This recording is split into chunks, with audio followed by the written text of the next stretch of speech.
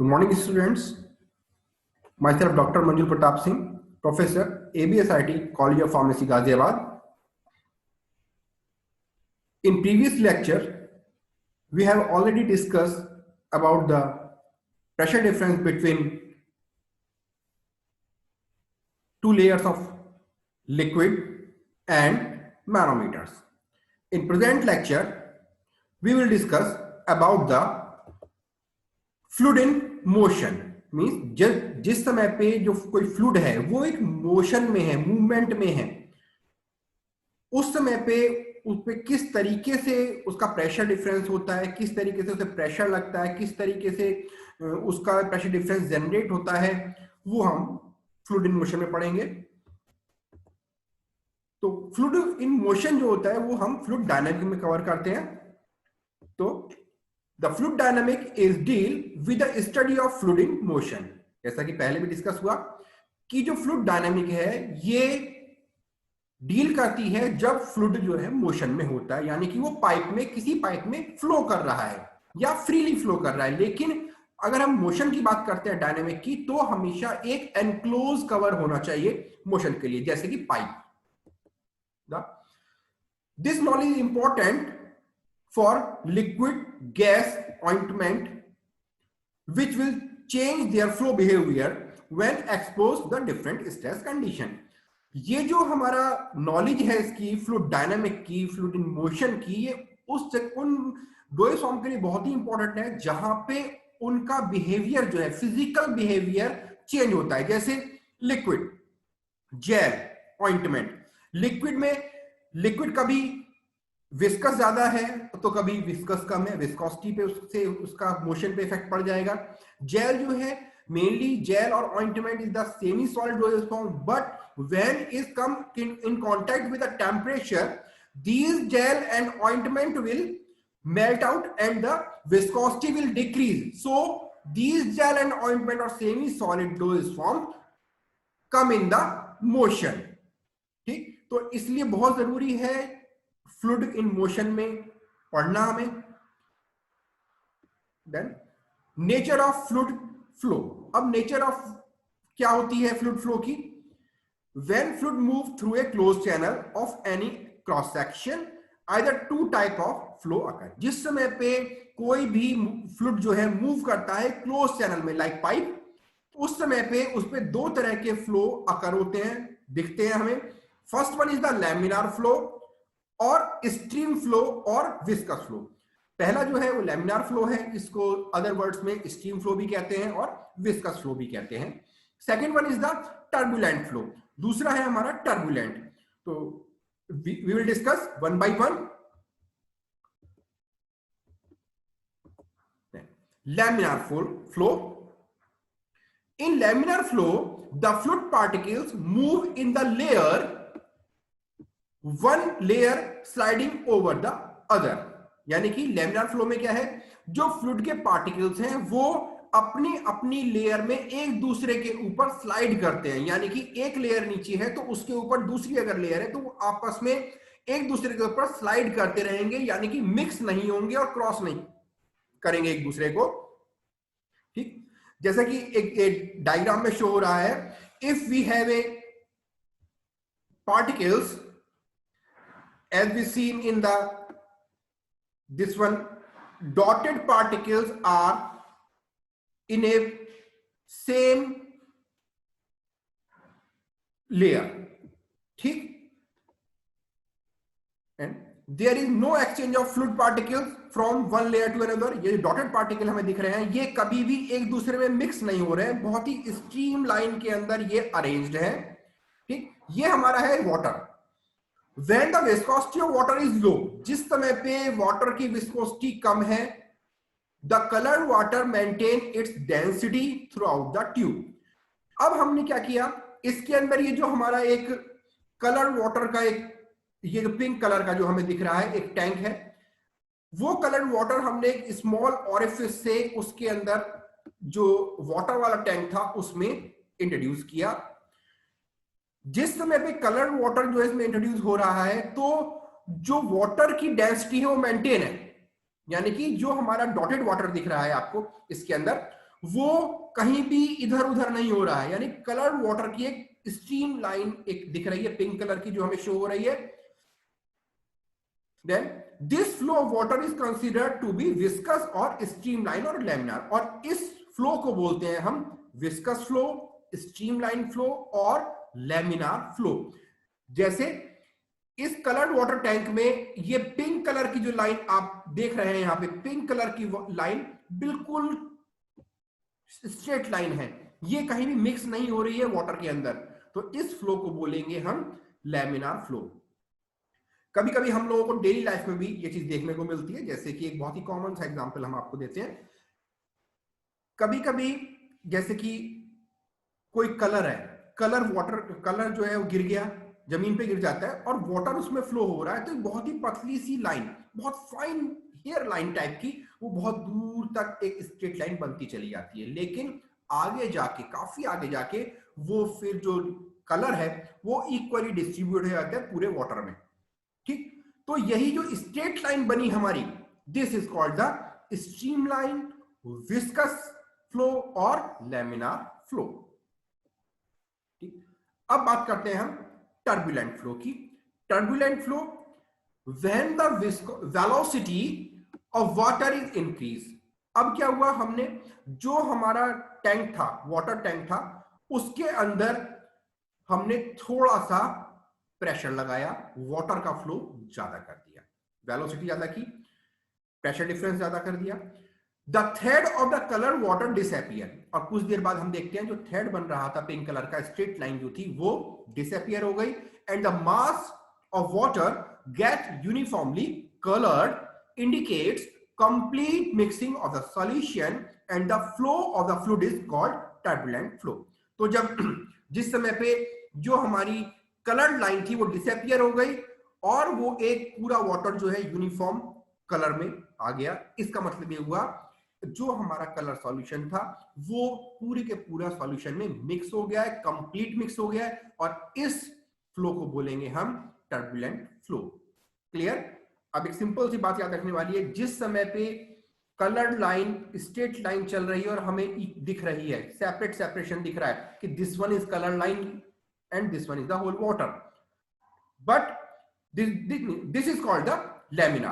But when the color line will disappear and the whole water show the equally color distribution of the colored solution, this is called the turbulent flow. जिस तरीके से diagram में देखिए, जो ये जो चीज थी, यानी कि बिगिनिंग में देखिए ये जो स्ट्रेट लाइन, ये हमारा यहां तक एक तरीके से लैमिनार फ्लो था, लेकिन जैसे ही हमने प्रेशर डिफरेंस किया, यानी कि वेलोसिटी इंक्रीज की वाटर की, तो ये जो हमारी स्ट्रेट लाइन थी ये हमारी जिगजैग लाइन हो गई, और आगे जाके ये जो लाइन है ये पूरा वाटर जो है ये कलर्ड सॉल्यूशन हो जाएगा। This is called the turbulent flow, this is called the turbulent flow. ये आप देखिए नीचे नेक्स्ट वन डायग्राम में मिक्सिंग जो हो रही है, ये एरोज जो है ये शो कर रहे हैं कि जो कलर है, सॉल्यूशन जो है वो बिल्कुल आपस में मिक्स हो रहा है, जितनी भी पैरेलल लाइन थी, जितनी वाटर की, वो आपस में मिक्स हो रही हैं, तो this is called the turbulent flow. ये दो ही तरीके का फ्लो होता है किसी भी वाटर में, अगर वो पाइप में फ्लो हो रहा है तो किसी क्लोज उसमें। अब बात करते हैं कि एक रेनॉल्ड साइंटिस्ट थे, उन्होंने एक एक्सपेरिमेंट किया इसी फ्लो ऑफ फ्लूइड को लेके, वाटर के जो फ्लो नेचर है उसको लेके उन्होंने एक एक्सपेरिमेंट किया। What is this experiment? The existence of the streamline flow and the transition of turbulent flow may be demonstrated by the Reynolds experiment. जो existence है streamline flow का और turbulent flow का, वो रेनॉल्ड ने अपने एक्सपेरिमेंट में डेमोन्स्ट्रेट किया। वो क्या था? As we are seeing in the diagram, already we have seen this one diagram. A glass tube is connected to the constant overhead water tank. इसमें एक ग्लास ट्यूब लगाई गई है, ये वाली ये ग्लास ट्यूब है, ये ठीक, ये लगाई गई है। ये एक कांस्टेंट वाटर टैंक था, कांस्टेंट वाटर टैंक में हमने ग्लास ट्यूब लगाई। अब क्या किया? The rate of flow of water controlled by the valve, और ये जो वाटर का जो फ्लो है, ये यहाँ पे एक वॉल्व लगाया गया है, ये वॉल्व जो है वाटर का जो फ्लो है उसको कंट्रोल करने का काम आता है। फिर क्या किया, dye solution is fed from a hypodermic needle forming a fine jet on the pipe axis. अब क्या किया, हमने एक हाइपोडर्मिक निडल ली, उसके अंदर कलर सॉल्यूशन भरा, डाई सॉल्यूशन भरा जो पिंक कलर का आपको शो हो रहा है, तो और इससे इसको यहां पे इंजेक्ट कर दिया वाटर टैंक में, बहुत ही फाइनली उसको हमने इंजेक्ट किया है हाइपोडर्मिक निडल से। The low flow rate, sorry, at low flow rate a continuous straight line and steady line of the dye may be caused due to flow down the whole length of the center of the pipe। और अब हमने क्या किया, जो hypodermic needle थी उससे colour solution को water tank में इंट्रोड्यूस किया। हम देख रहे हैं धीरे धीरे क्या हो रहा है, एक स्ट्रेट लाइन, हमें पिंक कलर की स्ट्रेट लाइन दिख रही है, ये वाली पिंक कलर की स्ट्रेट लाइन दिखी, स्टेडी लाइन दिख रही है, और पूरा का पूरी ये एक टैंक के अंदर बिल्कुल स्ट्रेट लाइन चल रही है, या और वो भी सेंटर ऑफ पाइप में, जो जहां से बिगिनिंग हुई थी उसी पैरेलल स्टेज में ये लाइन आगे बढ़ रही है। This is called the laminar flow. अब क्या किया इन्होंने, the colour stream are seen as parallel line, बिल्कुल सही। The flow of water is considered to be stream, और यहां पे ये माना कि जो वाटर का फ्लो है बिल्कुल स्ट्रीम लाइन है, कोई भी उसके अंदर वेरिएशंस नहीं है, एक कांस्टेंट रेट पे कलर सॉल्यूशन है और एक कांस्टेंट रेट पे वाटर का प्रेशर है, तो दोनों की दोनों चीज बिल्कुल इक्वल में है, और इसीलिए हमें वो एक पैरेलल लाइन, स्ट्रेट लाइन मिली। अब when the velocity of water increase, और अब क्या हुआ, जैसे ही वाटर की वेलोसिटी इंक्रीज हुई है, वाटर की वेलोसिटी इंक्रीज हुई, the colour line begin to waver, और जो कलर लाइन, पिंक कलर की कलर लाइन थी, वो जो पहले इस तरीके से स्ट्रेट लाइन आ रही थी, अब वो क्या हुई है, वेवर हो गई, इस तरीके से वेवर हो गई। And the mass of water uniformly coloured, और जो पूरा वाटर का मास था वो एक इक्वली कलर डिस्ट्रीब्यूशन में कलर्ड हो गया। ठीक, this is called the turbulent flow, इसको बोलते हैं हम टर्बुलेंट फ्लो।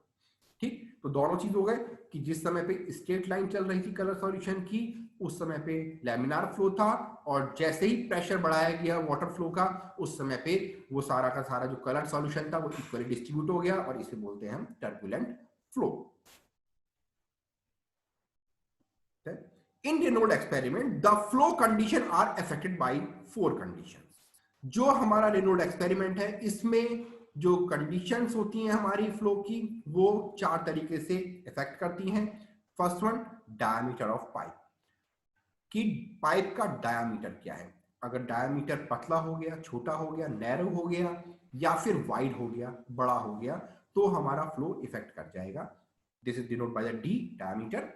एवरेज वेलोसिटी, जो हमारे पाइप उसकी वेलोसिटी है वाटर की, वो कितनी है, अगर वो फ्लक्चुएट करती रहेगी तो उस हिसाब से जो हमारा फ्लो है वो भी फ्लक्चुएट करता रहेगा। This is denote by the you. Density of liquid, water की डेंसिटी कितनी है, लिक्विड की डेंसिटी कितनी है, ये भी डिपेंड करेगा। डेंसिटी अगर कम है तो फ्लो बढ़ जाएगा, डेंसिटी अगर ज्यादा है तो फ्लो कम हो जाएगा, तो वो भी कांस्टेंट रहनी चाहिए, होगी। और this is denote by the rho. And the viscosity of the liquid, और जो विस्कोसिटी है लिक्विड की वो कितनी है, this is denote by the Neeta.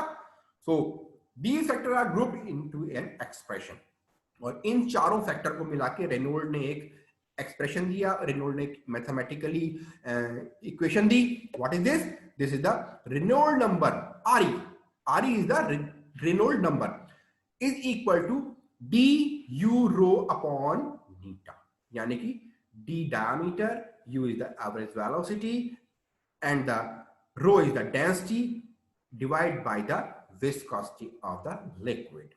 It means अगर डेंसिटी, डायमीटर ज्यादा है पाइप का, तो क्या होगा, रेनॉल्ड सॉरी जो हमारा डेंसिटी है वो ज्यादा, वो डायमीटर ज्यादा होगा तो फ्लो भी ज्यादा हो जाएगा। अब आता है for practical purpose if the Reynolds number is less than 2100, the flow is laminar. तो रेनॉल्ड ने जो वो दिया, जो इक्वेशन से अगर हमारे पास चीजें हैं, डायमीटर है, विस्कोसिटी है और उसका डेंसिटी है, ये सब चीजें हैं, उससे हमने कैलकुलेशन करके कुछ निकालते हैं। जो भी हमारा नंबर आया, अगर वो नंबर 2100 है, यानी कि 2100 है तक है, तो ये फ्लो हमारा कहलाता है लैमिनार फ्लो। लेकिन अगर ये नंबर हमारा ग्रेटर देन 4000 से ज्यादा होगा, this is called the turbulent flow, यानी कि बहुत तेजी से वो बढ़ रहा है, जिसके कारण से सारा जो वाटर है वो कलर्ड हो जाएगा और जो फ्लो होगा वो डिस्टर्ब होगा और टर्बुलेंट स्थिति में होगा।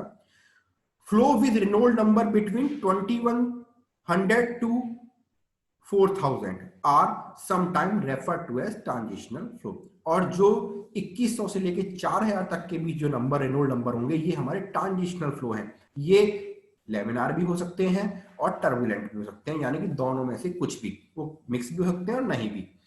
Most fluid system in nuclear facilities operate with turbulent flow. और जितने भी हमारे फ्लूइड हैं मोस्टली वो सारे के सारे टर्बुलेंट फ्लो में ही फ्लो होते हैं। तो ये रेनॉल्ड नंबर था जो रेनॉल्ड ने अपने एक्सपेरिमेंट से निकाला, और सारे लिक्विड जो है इसी को ऑलमोस्ट फॉलो करते हैं, और इन्हीं बेस पे हम पता लगाते हैं कि जो फ्लो है वो टर्बुलेंट है या लैमिनार फ्लो है।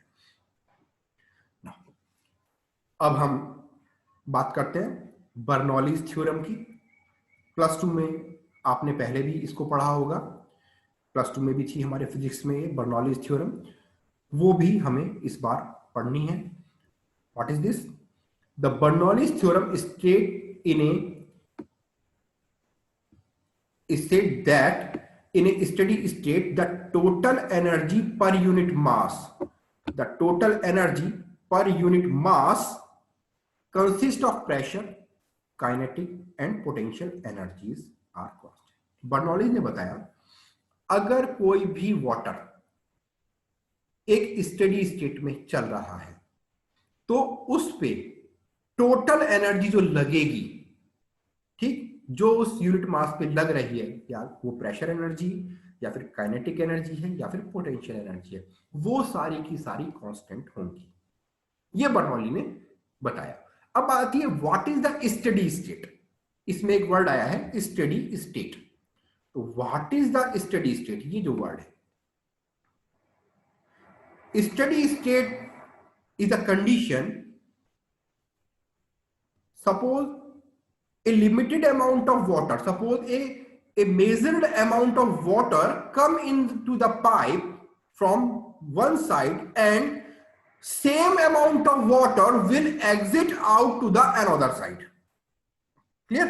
तो स्टडी से वो है कि जितना अमाउंट इधर से आ रहा है वो उतने ही और जितने प्रेशर से आ रहा है उतने ही प्रेशर से वो दूसरी तरफ से निकल रहा है, उतने ही अमाउंट में निकल रहा है, यानी कि बीच में कहीं भी हिंड्रेंस नहीं है। तो उसे बोलते हैं steady state. As shown in the figure, consider a pump working under isothermal conditions between point A and B. इसमें क्या है, हमने एक वो माना, एक ये पाइप है हमारे पास, पाइप जो हमारा इसका जहां से वाटर एंटर कर रहा है, फ्लूइड फ्लो हो रहा है, this is the A point and the exit point is the B. जो एग्जिट पॉइंट है ये बी कर रहा है, बी पॉइंट है, ठीक। ए और बी के बीच में हम एक यहां पे एक हमने पंप लगाया हुआ है, ठीक। अब जैसे कि बर्नौली ने बताया कि जिस समय पे किसी स्टेडी स्टेट में लिक्विड फ्लो हो रहा है पाइप में, तो उसकी pressure energy, kinetic energy and potential energy, ये तीनों कांस्टेंट होंगी। तो अब बात करते हैं जिस समय पे इनिशियल स्टेट है, यानी कि ए पॉइंट पे जब फ्लो एंटर कर रहा है, तो उस समय यानी कि initial state is the A point. इस समय पे उसकी काइनेटिक एनर्जी क्या हो जाएगी, U square A 2G। Kinetic energy is the U square A upon 2G। और इसी समय पे यानी कि ए पॉइंट पे ही उसकी प्रेशर एनर्जी क्या होगी, PA rho A G, PA divide by rho A G, यानी कि pressure at point A divide by density of A into G, और जो इसकी पोटेंशियल एनर्जी होगी this is the X A, this is the X A, this is the potential energy. On the other hand, अब दूसरी तरफ क्या करते हैं, ये these all energy are the initial state energy, but when the liquid goes down from the point B, यानी कि final state से अब एग्जिट हो रहा है वाटर जो हमारा है, तो उस समय पे इसकी एनर्जी क्या होगी, the energy at the final state. तो उस समय पे काइनेटिक एनर्जी क्या होगी, U square B upon 2g, जो काइनेटिक एनर्जी होगी U square B upon 2g, और जो प्रेशर एनर्जी होगी this is the pressure at point B divide by rho A into G, जो हमारी डेंसिटी ए पॉइंट से थी वो और जी, और इसकी पोटेंशियल एनर्जी होगी X into B, X B. ठीक, तो ये हमारा एक कंसीडर कर रहे हैं कि हम एक पाइप के अंदर लिक्विड फ्लो हो रहा है from point A to from point B, यानी कि initial state to initial final state. तो in between these two a pump is working, so the all energies should be constant. Now, so at point A, suppose at point A 1 kilogram of liquid is assumed to be entering at this point.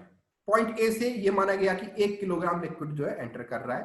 Pressure energy at joule can be written as, जो pressure energy वो कैसी लिखी जाएगी, pressure energy is equal to P A upon G rho A. ये हम already देख के आप डिस्कस कर चुके हैं। This is the equation number 14. When PA is the, where PA is the pressure at point A, G is the acceleration due to gravity, and rho A is the density of the liquid. ठीक, ये हमारा यहाँ पे वो था। The potential energy of a body is defined as the energy processed by the body by the virtue of its position. जो potential energy है वो क्या है, ये एनर्जी है जो प्रोसेस हो रही है किसी बॉडी के थ्रू ऑफ इट्स पोजीशन, उस पोजीशन पे जो हमारी एनर्जी हो रही है, एनर्जी लग रही है, this is the potential energy. ठीक, so the potential energy is equal to X A, this is the equation number 15, and the kinetic energy of a body is defined as the energy processed by the body by virtual of its motion. जिस समय पे जो हमारा liquid है वो motion में आ गया, उस समय पे हम काइनेटिक एनर्जी बोलेंगे। जैसे कि पोटेंशियल एनर्जी है जब हम पोजीशन में आ रही है, और काइनेटिक एनर्जी है जब वो मोशन में आ रही है। सो अब काइनेटिक एनर्जी क्या थी, U square A upon 2g, U square A upon 2g वो हमारी काइनेटिक एनर्जी थी। This is equation number 16। So अब आती है total energy at point A. तो टोटल एनर्जी कितनी होगी एट पॉइंट 8 पे, this is the sum of the all energies, means pressure energy plus potential energy and plus kinetic energy. Pressure energy is the this one pressure energy, and potential energy is the this one potential energy, and kinetic energy is the this one kinetic energy. तीनों को हमने add कर दिया तो क्या आएगा, P A upon G rho A, this is comes from the equation number 14। ये जो चीज है ये हमारी कहां से आई, this is come from the equation number 14। Potential energy is the X A, this is come from the equation number 15, and the u square a upon 2g, this is the kinetic energy, and it comes from the equation number 16. So when we sum all these things, this is the equation number 17. So according to the Bernoulli theorem, the total energy at point A is constant. और जैसे कि हम Bernoulli equation में पहले पढ़ के आए, तो टोटल एनर्जी थी वो हमारी कांस्टेंट थी। So the equation number 17 can be written as the total energy at point A is equal to PA upon 0A plus XA plus X plus U square A upon 2G is equal to constant। यानी कि जो हमारी equation number 17 थी वो एक तरीके से अब कांस्टेंट हो गई। This is the equation number 18। Then after the system reaches the steady state. अब क्या हुआ, जब ए पॉइंट से हमारी चीजें अंदर एंटर कर रही हैं, अब वो बाहर निकलेंगी उतनी ही अमाउंट में 1 kg सपोज। तो अब हमारे बीच में जो पाइप है वो हमारा एक स्टेडी स्टेट में आ गया है। After the system reaches the steady state, whenever 1 kilogram of liquid enter at point A, 1 kilogram liquid हमारा पॉइंट A से एंटर कर रहा था, the another 1 kilogram of liquid leaves the point B, तो उतना ही अमाउंट का लिक्विड हमारा point B से बाहर आया। So the total energy at point B, अब क्या हुआ, अब चीज पॉइंट B से बाहर आ रही है 1 किलोग्राम लिक्विड, तो पॉइंट B पे कितनी एनर्जी लगी, this is the PB upon G rho B plus XB plus U square B upon 2G means pressure energy plus potential energy plus kinetic energy. This is the equation number 19. So अब क्या हुआ, जितने amount में energy हमारी उधर से नीचे ए point से आ रही थी और उतना ही मटेरियल मेरा बी पॉइंट से निकल रहा था, तो input is equal to output. जो इनपुट था उसके बराबर आउटपुट हो गया, क्योंकि वो एक स्टेडी स्टेट में आ गए हैं। तो क्या हो जाएगा, इक्वेशन नंबर जो हमारी 18 और 19 से बात करेंगे, PA upon G rho A plus XA plus U square A upon 2G, this is the equation number 17 is equal to PB upon G rho B plus XB plus U square B upon 2G, this is the equation number 19। तो input is equal to output, दोनों equation को हमने equal कर दिया।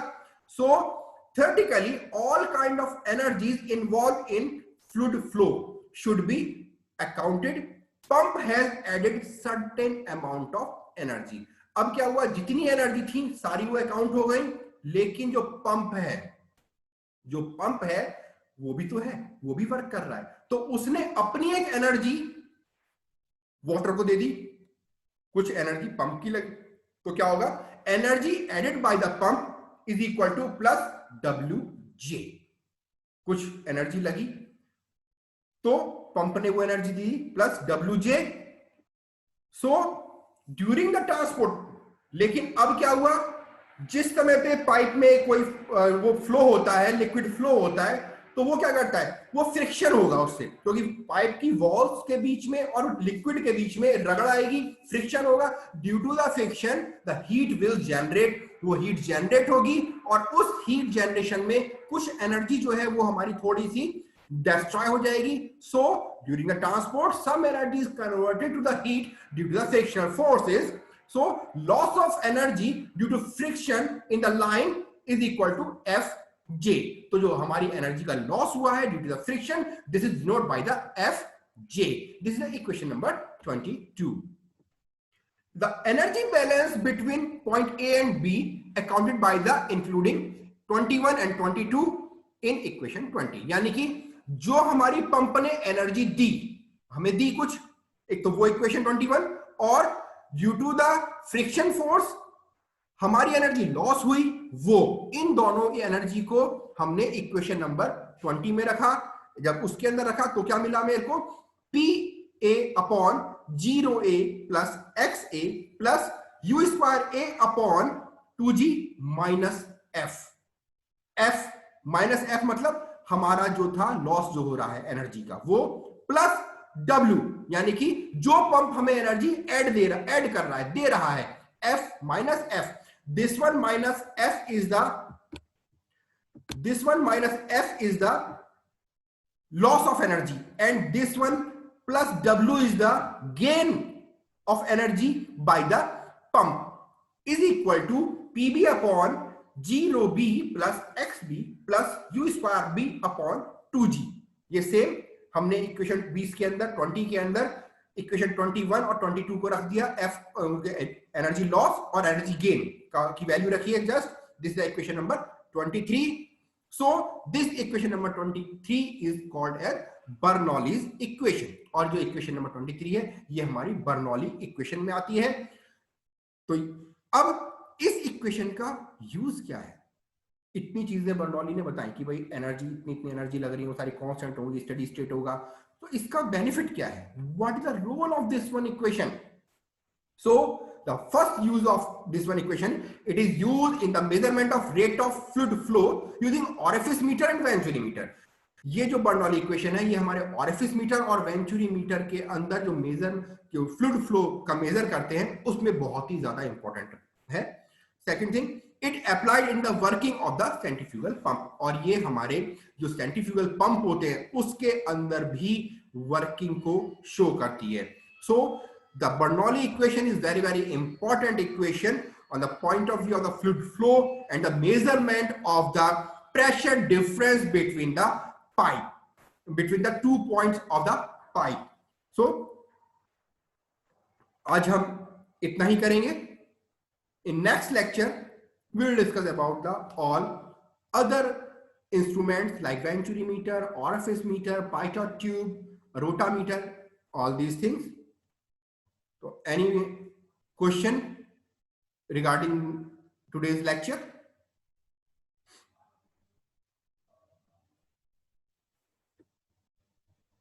Okay, thank you for listening me. Thank you very much.